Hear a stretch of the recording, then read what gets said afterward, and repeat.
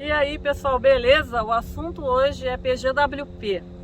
Então vocês sabem que o grande atrativo de quem vem fazer um college aqui no Canadá é a possibilidade de, depois do curso, ficar aqui no Canadá por mais 3 anos com visto de trabalho, né? Que é o famoso PGWP. A gente acabou, eu e o Flávio e o Arthur, a gente acabou de finalizar esse processo, fomos aprovados essa semana. Então conseguimos estender aí a nossa permanência aqui no Canadá por mais 3 anos. Eu com visto de trabalho, Flávio com visto de trabalho e o Arthur, nosso filho, que está com 16 anos, com visto de estudo, para continuar os estudos dele na high school. Ao longo desse processo, a gente descobriu que tem havido algumas dificuldades em relação a renovar o visto de estudo das crianças, desde a escola elementar até o ensino médio.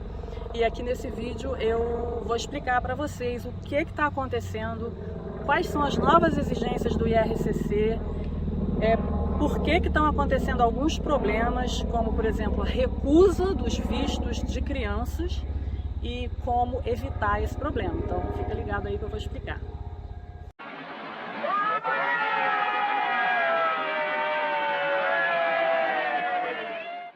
Bom, gente, depois que você se forma, é chegado aquele momento especial de aplicar para o PGWP. Então, para poder aplicar para o PGWP, a primeira coisa que você precisa é dos documentos que o college vai te dar, que é o seu histórico escolar e uma carta de graduação confirmando que você se graduou.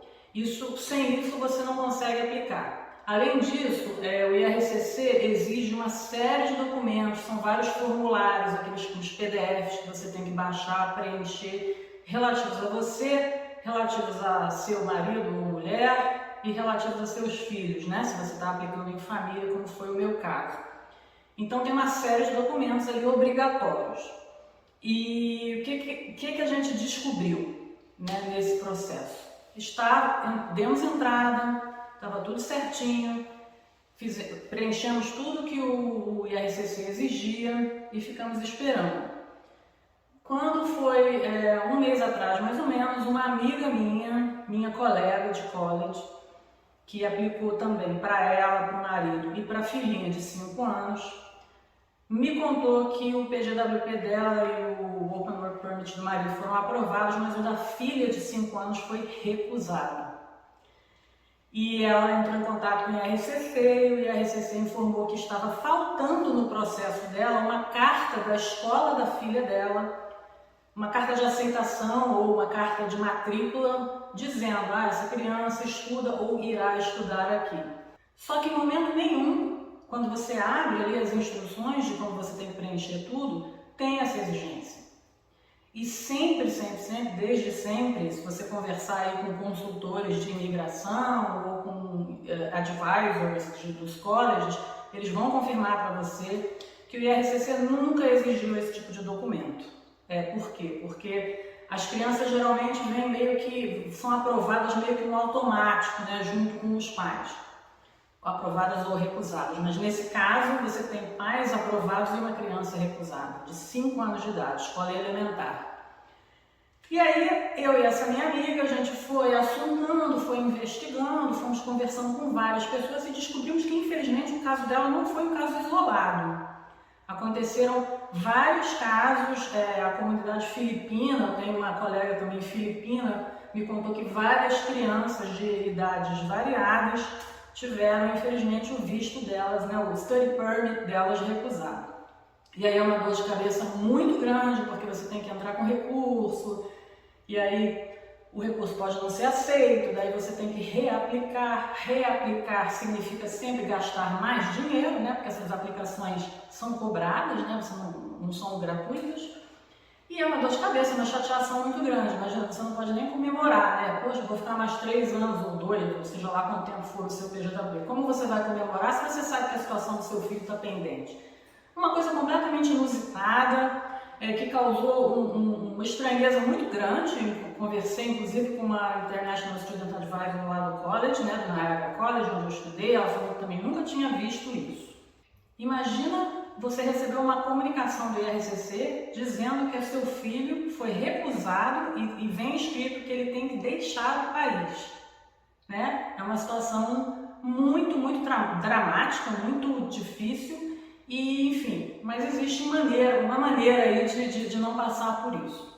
Então a gente estava na expectativa, a nossa resposta ainda não tinha saído, a gente ficou muito preocupado com a situação do Arthur, né, dele ser recusado também, e aí a gente começou a investigar, e aí fomos olhar no site do IRCC e de fato tem lá a informação de que menores de idade que vão renovar o Study Permit precisam realmente apresentar uma carta de aceitação ou uma carta de matrícula, que seja da escola. Mas isso não está escrito assim, isso não está como uma obrigação, seria uma recomendação, uma coisa assim mais genérica, mas que nunca tinha sido, na prática, isso nunca tinha sido observado. Na prática, as crianças vêm junto com os pais e a resposta que é dada para os pais é dada para as crianças. Enfim, não é o que está acontecendo mais, pelo visto pode ter, não sabemos o que foi, pode ser uma orientação nova, interna, né? Não sabemos, o fato é que isso tem ocorrido.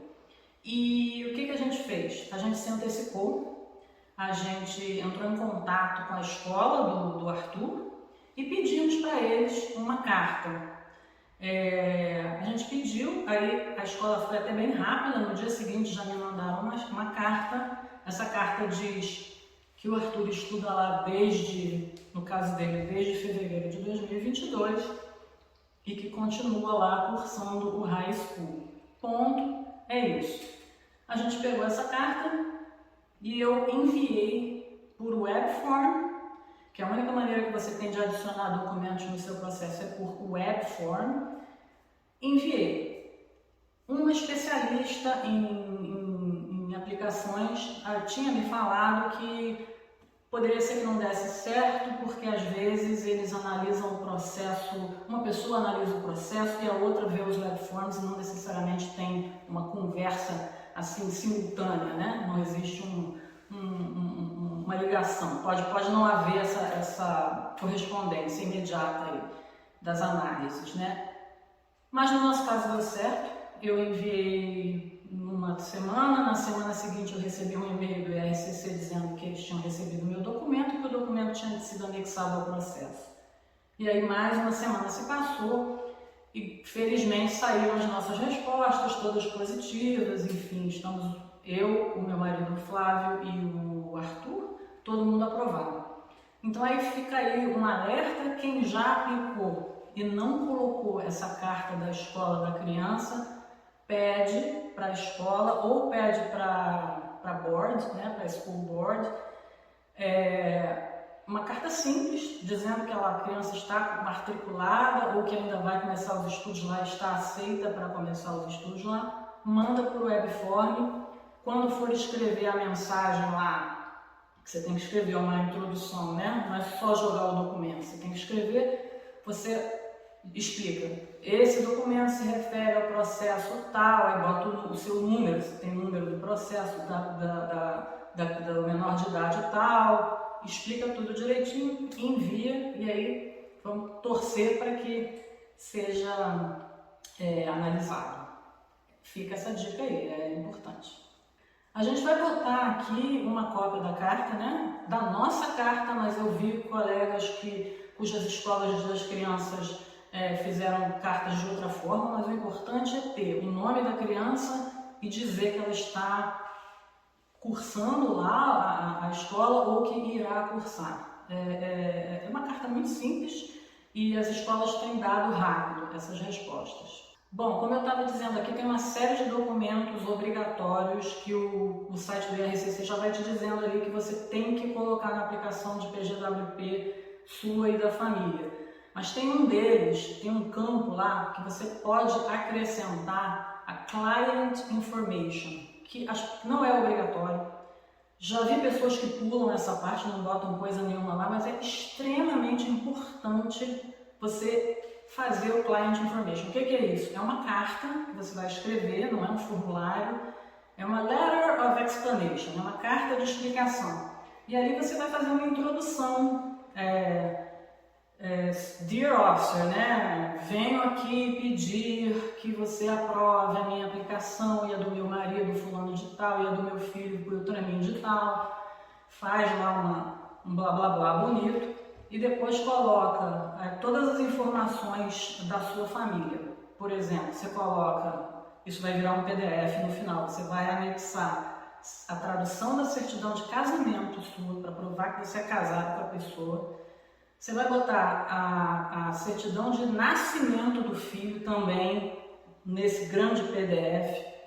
Você vai dizer qual é a sua profissão, no que você trabalha aqui no Canadá, porque se você estiver desempregado, se você é um estudante, formou e você tem marido e mulher, se você estiver desempregado, você não vai poder aplicar para a renovação do visto de trabalho dele. Você tem que estar trabalhando, em qualquer NOC, mas você tem que estar trabalhando. Você tem que botar nessa letter of explanation, então, em que você trabalha. Você tem que colocar muita coisa, gente. Você tem que colocar uma carta do seu empregador dizendo qual é a sua função e, muito importante, quais são as suas atividades. Tudo que você faz tem que estar ali. E, enfim, é muita coisa, assim. É super importante fazer essa letter of explanation. Eu recomendo fortemente que você vá ao International Student Advisor do seu college para ele poder te orientar, porque é exatamente como fazer isso. Um disclaimer aqui, a gente aqui não é consultor, então a gente está falando do nosso caso específico. Então, para o caso específico de cada um vai ter uma orientação diferente, mas não pulem o Client Information, é ali que você vai dizer que você tem relações com essas pessoas e aí você vai pedir para o oficial analisar o seu caso junto com o dessas pessoas para vocês poderem todos ser aprovados e todos receberem uma resposta positiva. É isso aí.